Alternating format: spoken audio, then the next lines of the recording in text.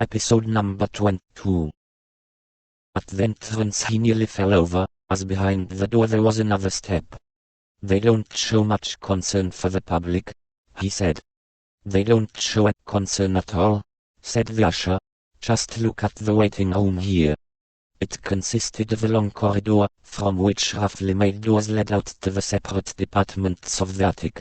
There was no direct source of light, but it was not entirely dark as many of the departments, instead of solid walls, had just wooden bars reaching up to the ceiling to separate them from the corridor. The light made its way in through them, and it was also possible to see individual officials through them as they sat writing at their desks, or stood up at the wooden frameworks, and watched the people on the corridor through the gaps. There were only a few people in the corridor, probably because it was Sunday. They were not very impressive. They sat, equally spaced, on 2 rows of long wooden benches, which had been placed along both sides of the corridor.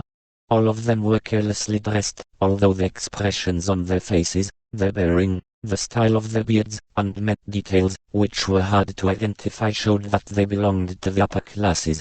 There were no coat hooks for them to use, and so they had placed their hats under the bench, each probably having followed the example of the others.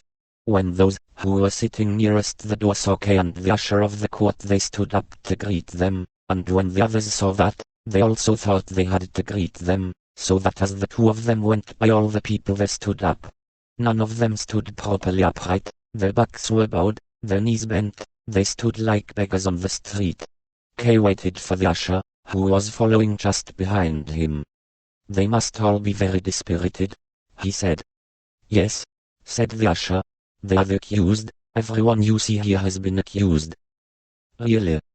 said Kay. "They're colleagues of mine then."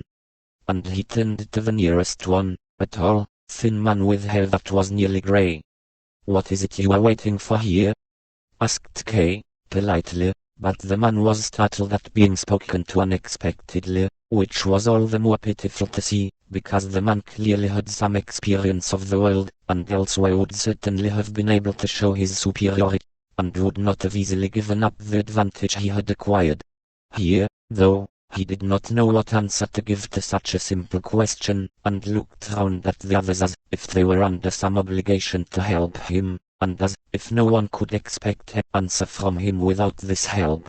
Then the usher of the court stepped forward to him and, in order to calm him down, and raise his spirits, said, "The gentleman he is only asking what it is you're waiting for. You can give him an answer." The voice of the usher was probably familiar to him, and had a better effect than K.'s. I'm waiting," he began, and then came to a halt. He had clearly chosen this beginning so that he could give a precise answer to the question, but now he didn't know how to continue. Some of the others waiting had come closer, and stood round the group. The usher of the court said to them, "Get out the way, keep the gangway free." They moved back slightly, but not as far as where they had been sitting before. In the meantime, the man whom Kay had first approached had pulled himself together, and even answered him with a smile.